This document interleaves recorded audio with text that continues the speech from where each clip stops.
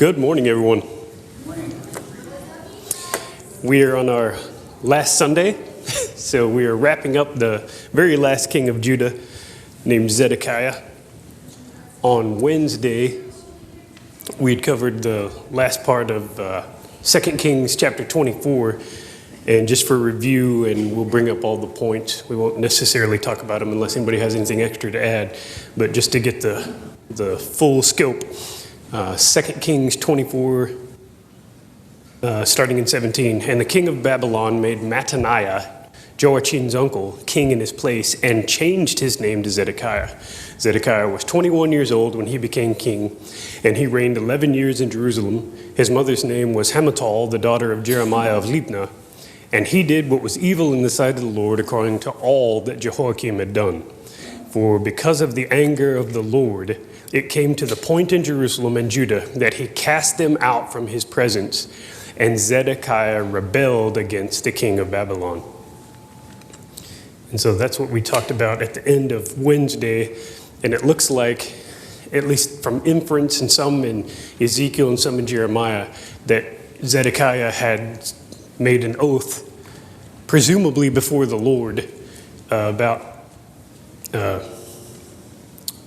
allegiance to Babylon. And then he goes down in Jeremiah 37 and he goes to Egypt. Zedekiah goes to Egypt and is like, hey, what if we join together? We can take care of these upstart Babylonians. And that's what's starting to happen next.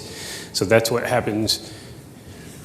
That is what is happening. He is accused, or not accused, he is charged with ignoring Jeremiah and the prophets. He's hard-hearted, he's rebellious, and that's where all that comes from. And then we talked about that there'd be no remedy from God's wrath, that God's wrath is coming, and that's what we'll be talking about for the remainder of Zedekiah's reign. Any last comments on 2 Kings 24 before we move on? Going once, going twice, sold to 2 Kings 25, 1 through 7. And we'll need a gracious volunteer so that no one has to listen to me for the entirety of the hour-ish. Any volunteers for 2 Kings 25, 1 through 7?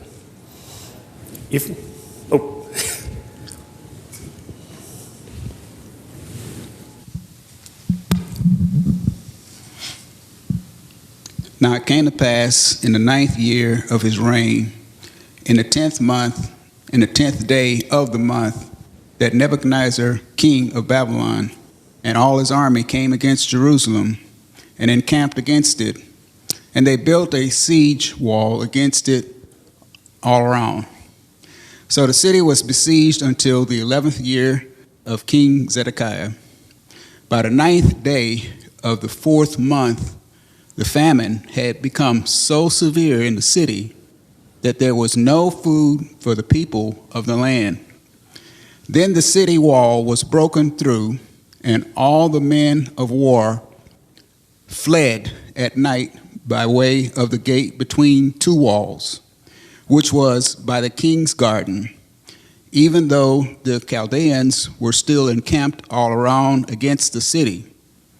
And the king went by way of the plain, but the army of the Chaldeans pursued the king, and they overtook him in the plains of Jericho. All his army was scattered from him. So they took the king and brought him up to the king of Babylon at Riblah, and they pronounced judgment on him. Then they killed the sons of Zedekiah before his eyes, put out the eyes of Zedekiah, bound him with bronze fetters, and took him to Babylon. Thank you. This is the siege of Jerusalem. It begins on January 15th in 1588, so that's there in the very first verse, the 9th year of his reign in the 10th month, 10th day of the month, and then it goes to the 11th year, and that's July of 1586. So this is the siege, and if you're not familiar with sieging, it's where the enemy army comes and they basically starve you out. They wait for you to come out.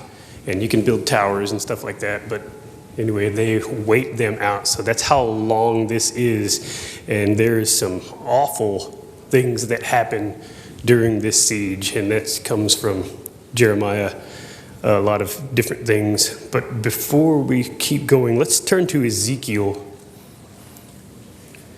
This is a prophecy of Ezekiel. Ezekiel chapter 12, verses 8 through 16.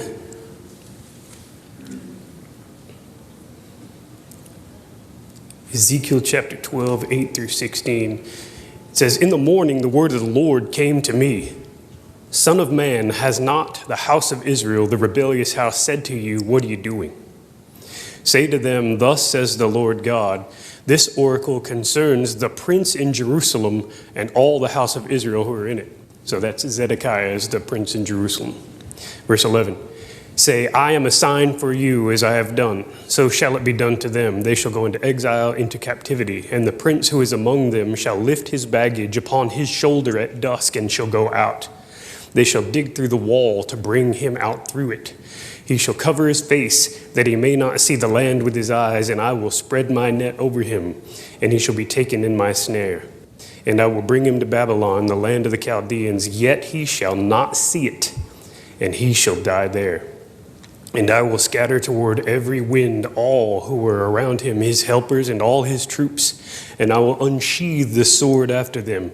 And they shall know that I am the Lord when I disperse them among the nations and scatter them among the countries. But I will let a few of them escape from the sword, from famine and from pestilence, that they may declare all their abominations among the nations where they go, and may know that I am the Lord." So remember that Ezekiel has already been taken. He's already in Babylon, in like the fields. He's not with Daniel in the city of Babylon with the kings. He's out with the regular folk, and he makes this prophecy, and it's exactly what we just read. So it's really profound to me because they'll hide, and at night they'll break through the wall, and he'll run, but everybody will flee from him. It's a really great prophecy, and we see that it came through in the section that Ephraim just read. So that's the siege of Jerusalem, and then when it says that Nebuchadnezzar came against Jerusalem, it looks like he's incensed, and this is a man named Robert Jameson wrote this. He said, "He is incensed by the revolt of Zedekiah, the Assyrian despot, determined to put an end to the perfidious and inconsistent monarchy of Judea." This chapter narrates his third and last invasion, which he conducted in person. I think that's really significant, that at the beginning of the 2 Kings 25 reading, that Nebuchadnezzar and his army come. It's not that he didn't trust his generals, but he's like, I personally am going to show Jerusalem my power. And we know from history and from what we've already talked about that Nebuchadnezzar is a great warrior. I think history tends to lean toward him building like the Hanging Gardens of Babylon and the great works that he built in Babylon, that he was that was his focus. But this man is a warrior. He is an effective warrior. He's at the head of the immense army, levied out all the tributary nations under his sway, having overrun the northern parts of the country and taken almost all the fenced cities, so that's walled cities. He marched direct to Jerusalem to invest it. And they took the king and brought him to Riblah, and we'll talk about that here in a second. Riblah is in Syria, if you wonder about that sort of thing. But there's a big siege going on. It's nearly 2 years, or 2 and some.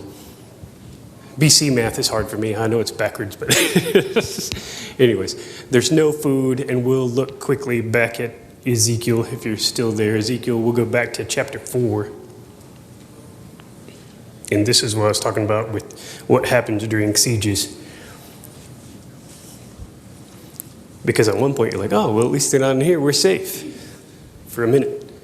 So Ezekiel chapter 4, 16 and 17. Moreover, he said to me, son of man, and this is, if you read through Ezekiel, God calls Ezekiel son of man all the time. So moreover, he said to me, son of man, behold, I will break the supply of bread in Jerusalem. They shall eat bread by weight and with anxiety, and they shall drink water by measure and in dismay. I will do this that they may lack bread and water, and look at one another in dismay, and rot away because of their punishment. And then in chapter 5, we'll read 7 through 12 of Ezekiel 5. Therefore, says the Lord God, because you are more turbulent than the nations that are all around you, and have not walked in my statutes, or obeyed my rules, and have not even acted according to the rules of the nations that are around you, therefore, says the Lord God, behold, I, even I, am against you, and I will execute judgments in your midst, in the sight of the nations.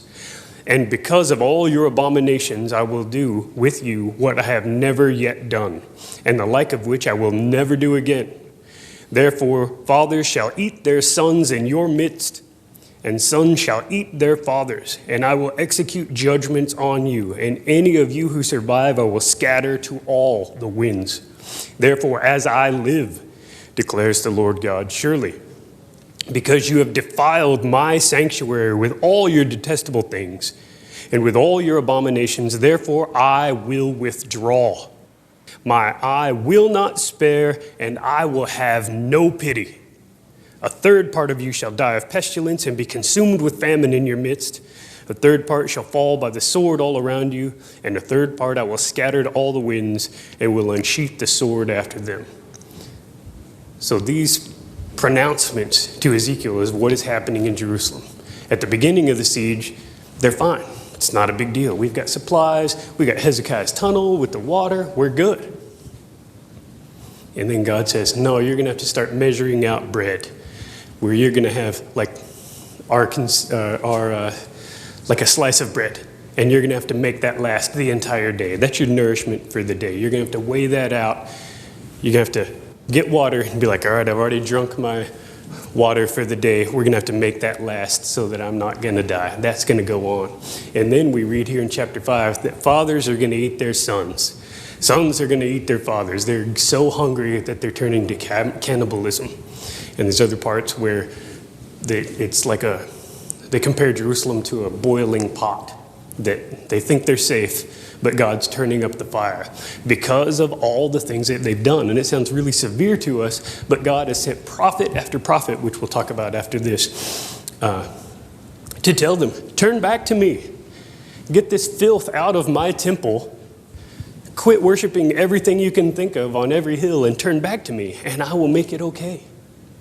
But they refuse. He says, you're doing abominations that the other nations haven't even considered.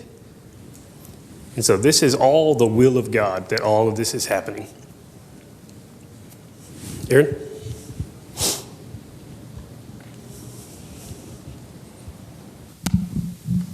Lest we think this cannibalism is just prophetic and figurative. It reminds me of when the northern capital was sieged in Samaria, and it talks about this woman who says to the king, hey, me and my neighbor said, let's eat your son today, yes, and then tomorrow we'll eat your son. And she's complaining because the neighbors were nigging the next day after they ate her son the first day. And it talks about how they boiled and ate him. So that's the level of desperation, right, that they've been brought to. So this is not figurative. Right. Yes, that is well put out, or well pointed out. And that's just the way of siege warfare, is you sit and wait. Hopefully they'll get tired and leave us alone. Or hopefully the sieging army will run out of spoils in the fields around them.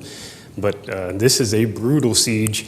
And yes, when they siege Samaria, it's a similar story. But the wall gets breached and Zedekiah runs. This is not the captain going down with the ship. He's like, all right, I got to do for me and mine. And he runs. And he's captured near Jericho. And then he's all by himself. All his commanders, his generals, any sort of king's guard, they're like, good luck with your life, buddy. And they all vanish. Because this Babylonian army has taken over the entire world known to them. And there is not beating them. They have fought Egypt and beat them. They're great allies to the south. And they have nothing else to do, so they capture him. And then I I remember reading this as a youth, and I was going to say used to. I like mafia movies. I don't know why. I just do. That's neither here nor there. But this is like mafia style stuff that they, I assume, line up his sons. And I can picture them holding up his head. And like, no, you're going to watch this. And they murder all of his sons right before him. And then as the last act of cruelty, they poke out his eyes. So that's the very last thing he will ever see. And how brutal that is. And this is Nebuchadnezzar saying, I will not accept rebellion. This is what happens to rebels. And we see empires and kings and emperors do this from here on. This is what happens to rebellion. We will not put up with it. We are going to do horrible things to you. And then he goes to Babylon in chains. But I love that prophecy in Ezekiel 12 where he says he's going to be taken to Babylon, but he's not going to see it because they gouged his eyes out. And that's the end of Zedekiah. To finish up with Robert Jameson's comment, they took him to Riblah. Nebuchadnezzar, having gone from the siege to oppose the auxiliary forces of Pharaoh Hophra.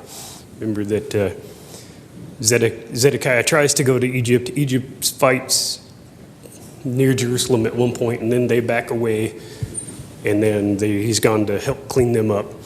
And Nebuchadnezzar leaves his generals to carry on the blockade, he himself not returning to the scene, but taking up station at Riblah in the land of Hamath, which, like I said, is in Samaria. And then,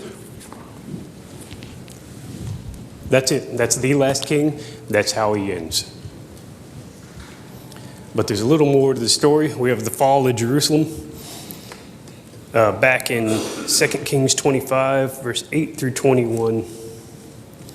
And then before I go, for anybody who came in later, I have the slides from the upcoming lesson. And then I also found this chart made. I wish I made this, but I found this chart, and it really helps if you're trying to figure out where everybody fits in. It's got all the prophets up here. It's got the kings of Judah, Israel, and then on the back it's got all the kings that have been fighting against Israel and Judah. And so if you want one of those, just let me know. I'll get you one. And if you just want the chart to have, I can send it to you. But we were talking, David and I in Austin, how cool it is, David Ziegler, how cool it is to kind of see how everybody matches up. And we'll look at that when we look at prophets after this, kind of ending out the class. But just know that I have those. Yes, sir.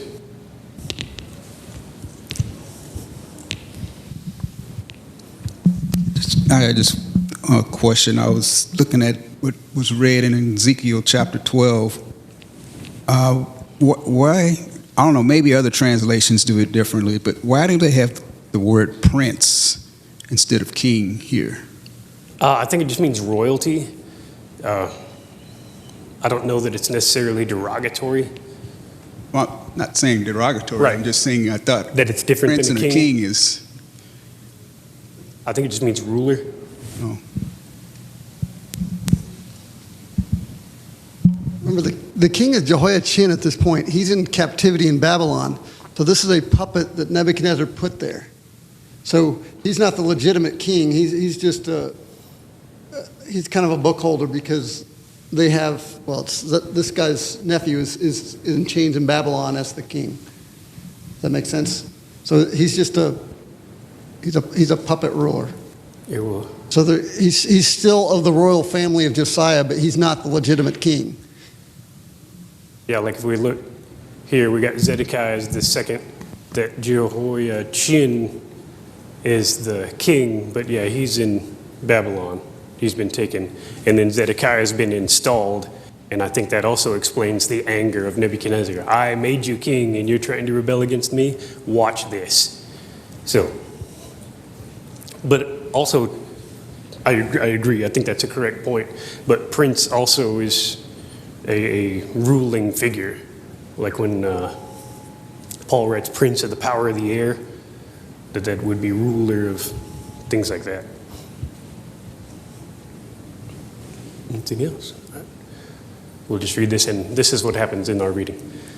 2 Kings 25, going back. 8 through 21. Anybody want to read that for us? Okay. What's your real name? Louise. Who could know this is her real name? And in the 5th month, on the 7th day of the month, which was the 19th year of King Nebuchadnezzar, king of Babylon, Nebuzaradan, the captain of the guard, a servant of the king of Babylon, came to Jerusalem. He burned the house of the Lord and the king's house, all the houses of Jerusalem, that is, all the houses of the great, he burned with fire. And all the army of the Chaldeans, who were with the captain of the guard, broke down the walls of Jerusalem all around. Then Nebuzaradan, the captain of the guard, carried away captive the rest of the people who remained in the city, and the defectors, and who deserted the king of Babylon, with the rest of the multitude. But the captain of the guard left some of the poor of the land as vine dressers and farmers. The bronze pillars that were in the house of the Lord, and the carts and the bronze sea that were in the house of the Lord, the Chaldeans broke in pieces and carried their bronze to Babylon. They also took away the pots, the shovels, the trimmers, the spoons, and all the bronze utensils with which the priests ministered, the fire pans and the basins, the things of solid gold and solid silver. The captain of the guard took away the 2 pillars, 1 sea, and the carts which Solomon had made for the house of the Lord. The bronze of all these articles was beyond measure. The height of 1 pillar was 18 cubits, and the capital on it was bronze. The height of the capital was 3 cubits, and the network and pomegranates all around the capital were all of bronze. The 2nd pillar was the same, with a network. And the captain of the guard took Sariah, the chief priest, Zephaniah, the 2nd priest, and the 3 doorkeepers. He also took out of the city an officer who had charge of the men of war, 5 men of the king's close associates who were found in the city, the chief recruiting officer of the army, who mustered the people of the land, and 60 men of the people of the land who were found in the city. So Nebuzaradan, captain of the guard, took these and brought them to the king of Babylon at Riblah. Then the king of Babylon struck them and put them to death at Riblah in the land of Hamath. Thus Judah was carried away captive from its own land. Thank you. So this is the utter destruction of Jerusalem. This is the city of David, everything. Nebuzaradan, which I think is a really cool name, by the way. I had an orc warlock named that. Burns the temple. And how significant that event is that we see in the siege, in other books, that the glory of the Lord leaves the temple. And then they're defeated, Babylon comes in. They take anything that's not nailed down that looks like it's going to be valuable. All the metal that Mom was reading, all the bronze, all the gold, all the seas, all the cups, all the implements, we're taking those. These are our spoils now. We'll be taking these back to Babylon. And then Nebuzaradan burns the temple to the ground. So that Solomon's mighty temple, the house of the Lord, is no more. Then they knock down all the walls. This is very significant when we get into Ezra and Nehemiah when they come back. And it's just in shambles, and they're like, this is awful. And they have to start from scratch.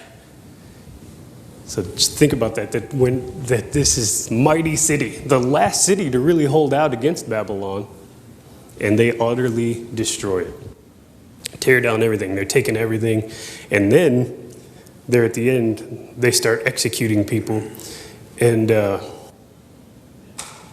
this in verse 18, it says, the captain of the guard took Sariah, the chief priest, and Zephaniah, and they're going to be executed. That looks like that is Ezra's dad. So in Ezra chapter 7 and verse 1, we'll just look over there so you're not taking my word for it.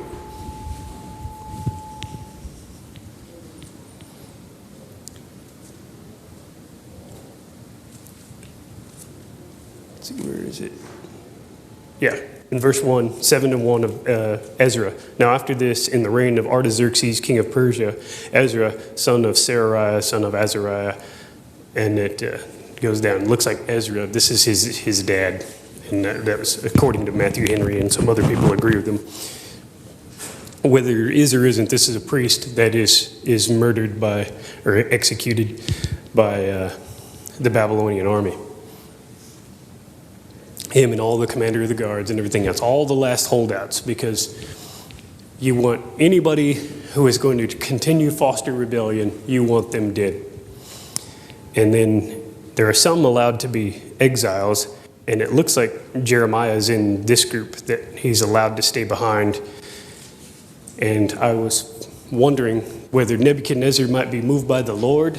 Maybe he had heard of Jeremiah saying, hey, quit this. Or, and this is just my wonderings, maybe Daniel's like, hey, king, we've become friends here over the last little bit. Leave Jeremiah alone. I don't know. That's all conjecture, that's all speculation by me, but Jeremiah is allowed to live after this, and he ends up down in Egypt for a little bit, and it looks like he is killed there, but that's also outside the scriptures as well. Yeah. What's the Bronze Sea? The Bronze Sea is like it was sitting on the bulls. It's just like this big water basin. Yeah.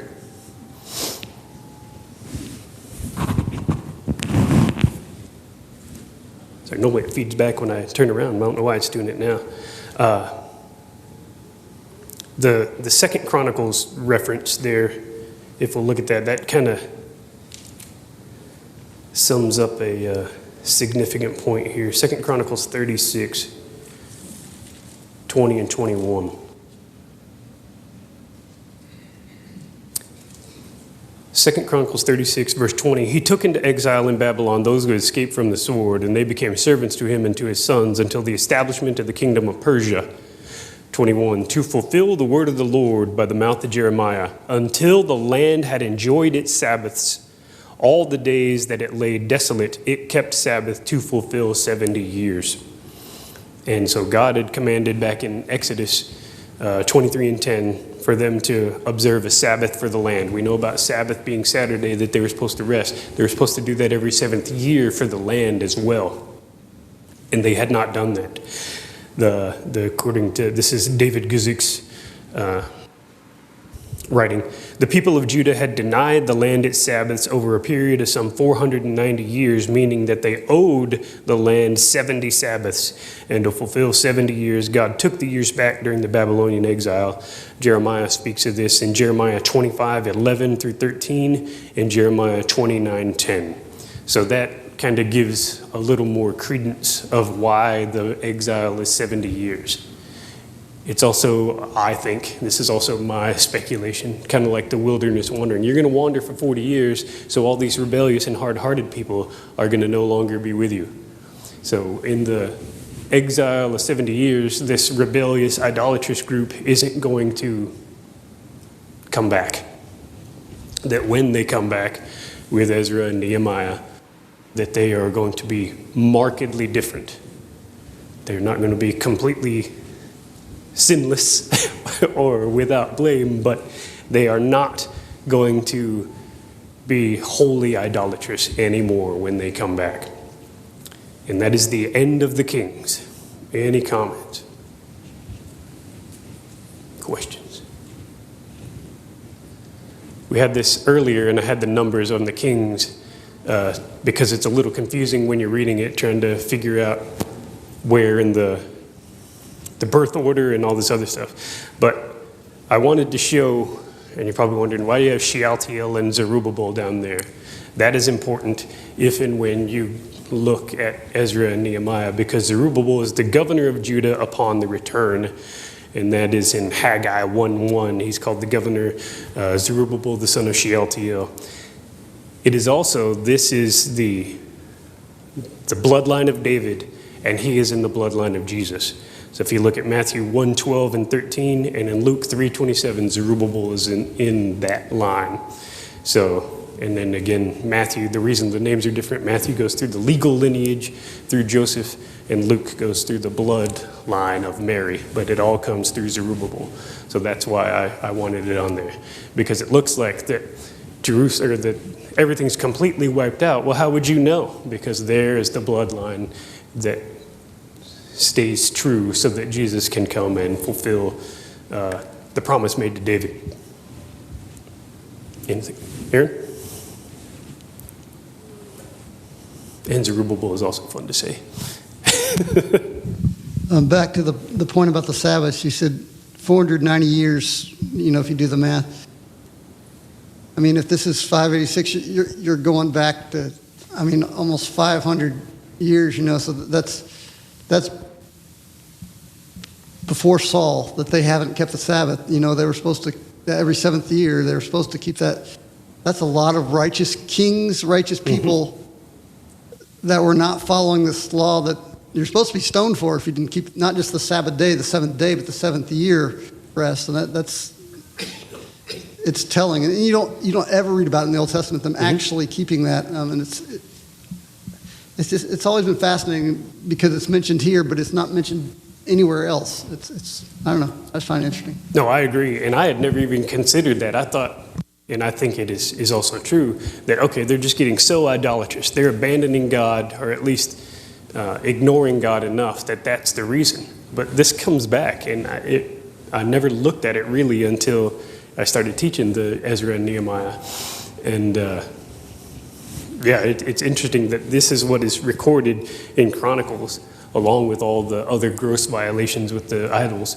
But you also haven't kept the Sabbaths. So this is the reason. I'm taking back my Sabbaths that you owe. All right, if there's nothing else, we're going to talk about prophets. And I'm sorry if you have the sheets. It came out like solid black. I'm like, I don't even know why that. I tried it 2 or 3 times.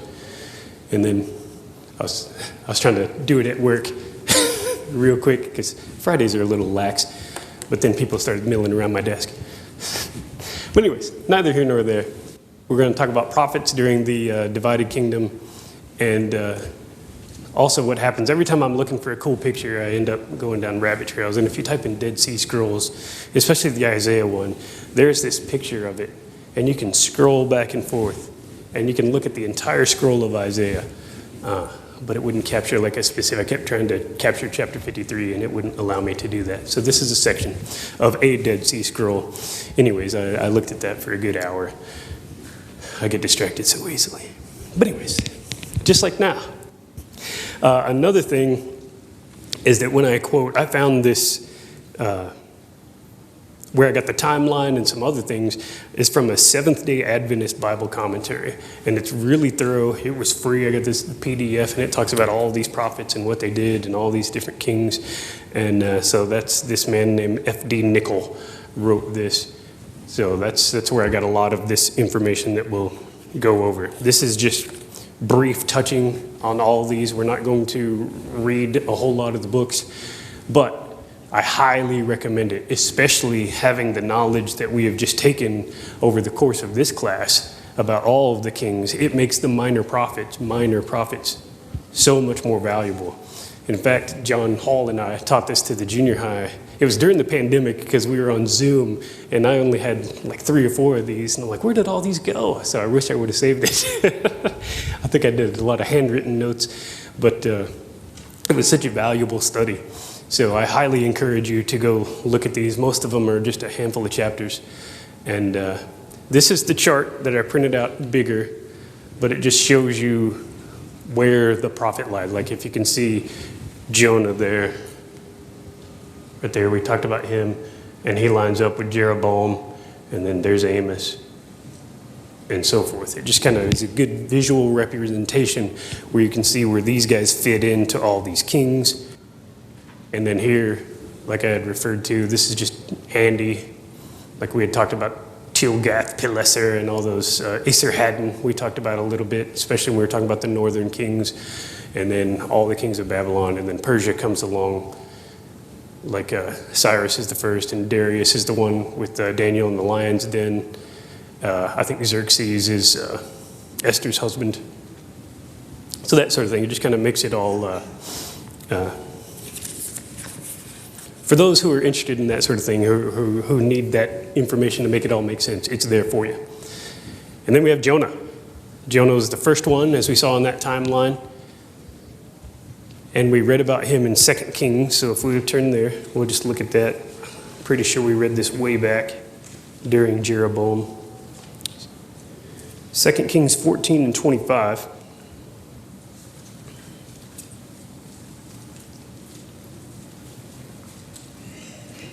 And we'll just read 24 so we know what we're talking about. It's talking about, he did evil that was cited in the Lord. He did not depart. This is Jeroboam the second. He did not depart from the sins of Jeroboam the son of Nebat, which he made Israel to sin.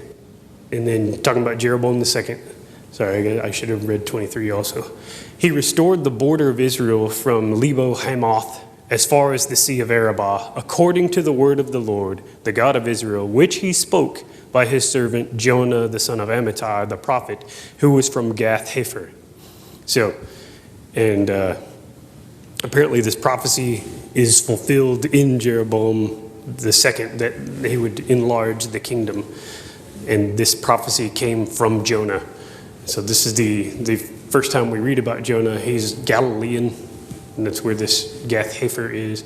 He's in the reign of Jeroboam the second. Looks like he started around 790 BC, if that helps you in that timeline again. This prophecy that we just read is either just before Jeroboam comes to the throne or during the early years of his reign. And so when he comes to the throne, that's 793, so 790 is not a bad, that's what that tilde looking thing means, near, around. An early date fits in. It fits well into Assyrian history because this is the only period where the mission of Jonah to Nineveh, which is the book of Jonah, if you recall. I think we're all pretty familiar with that. That's why I didn't go quote it too much. If you'll recall, Jonah is told to preach to Nineveh, and Jonah's like, I'm your man.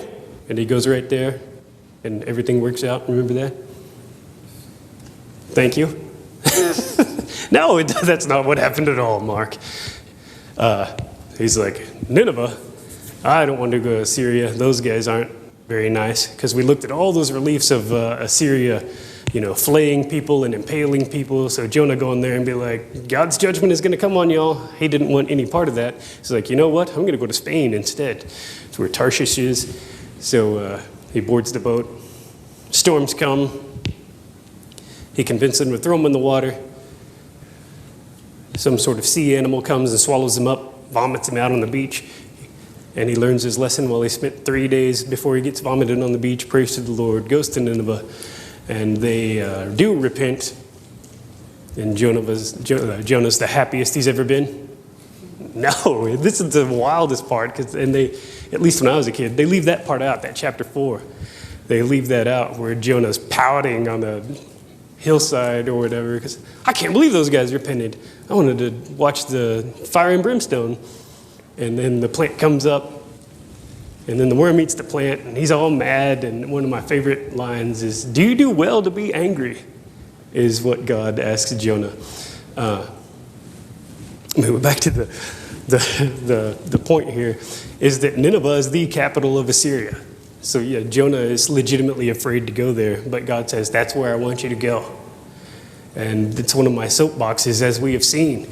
Elijah, Elisha, Jeremiah, all the prophets we've already talked about, the ones that are brutally murdered, looks like Isaiah is executed, that they don't have a good life, what we consider a good life. It is a difficult life, and God says, this is the life I want you to lead because you're working for me. And it goes directly against what we call the prosperity gospel now, who would you consider would be blessed by God more than his picked servants that he communicates with directly? Hey, I want you to go and I want you to deliver this message. And so anyway, all of these prophets mostly have difficult lives and major hardships. So anyway, that's just a little soapbox of mine. Back to this. If Jonah has an early date of around 790, that fits well into Assyrian history. The only period which Jonah, the mission to Nineveh, with its results, seems to fit in the reign of Adad Nirari III, which is also on Wikipedia, because I was like, let's look at this guy. And he's from 810 to 782. And for a short time during his reign, Assyria turned from polytheism to a kind of monotheistic Nabu worship. And then in Wikipedia, this Adad Nirari built a temple to Nabu in Nineveh. And like I said, that's from Wikipedia. It's the only real source I could find about him. And, Wikipedia is kind of roll of the dice, but I don't know why you'd lie about that. But that's an interesting thing, that maybe they associated Yahweh with him or something like that. But that's according to this. Any comments about Jonah? Any other insights that I may have missed? Oh, Austin, then Ephraim, then Austin, however you want to work it. You got the mic, you got the power.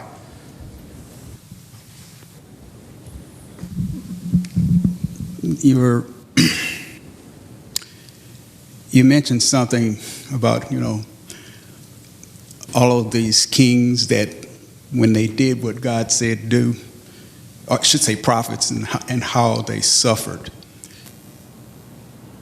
It really reminds me of what Paul, when he was writing to Timothy in 2 Timothy chapter 3. I can't remember whether it was verse 13 or 14.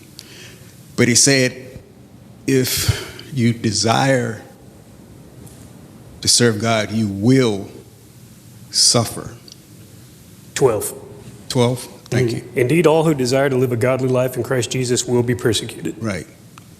And so this is just something I've, over the years, as a Christian, I've heard brethren leading public prayer, being thankful in this country that we don't suffer. So if we never suffer,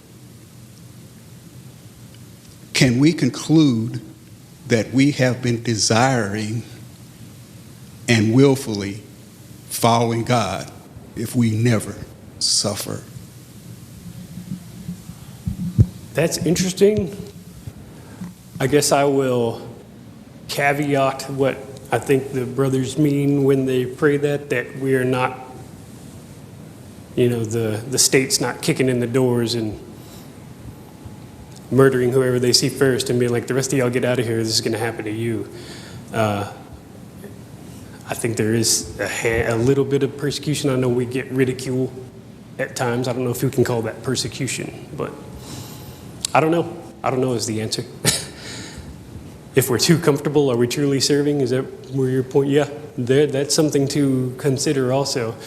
If we are, in fact, not letting that light shine as bright as we should, maybe hiding it under a bushel at times, according to the kids' song. That's profound stuff to think about. Austin, did you?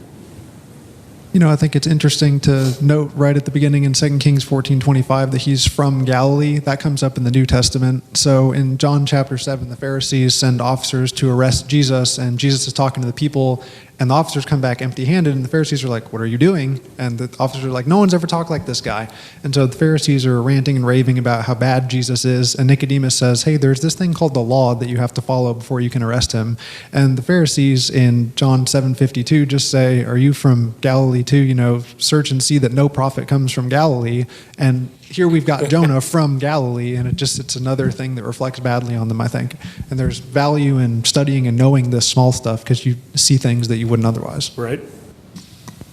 Oh, that's very good. Aaron?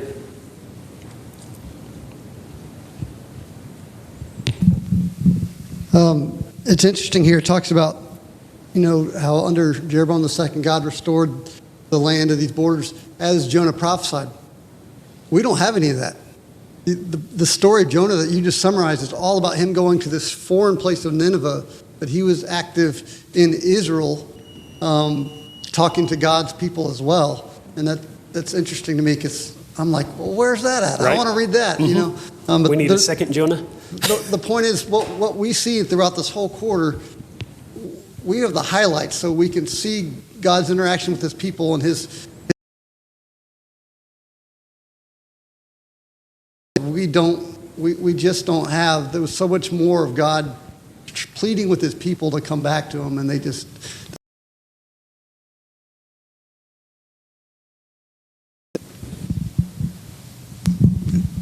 And, you know, that to your point, you think about what all Jesus did. John said,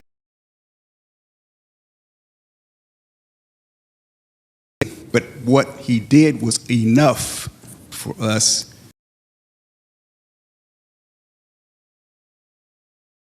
That just for those 3 years that Jesus did, we can't read, but we know what we know, and that's enough according to God. All right. If there's anything else, we'll go through as many prophets as we can on Wednesday, and we'll wrap up the class. Thanks, everybody. Thank you for your good comments and your participation. Thank you.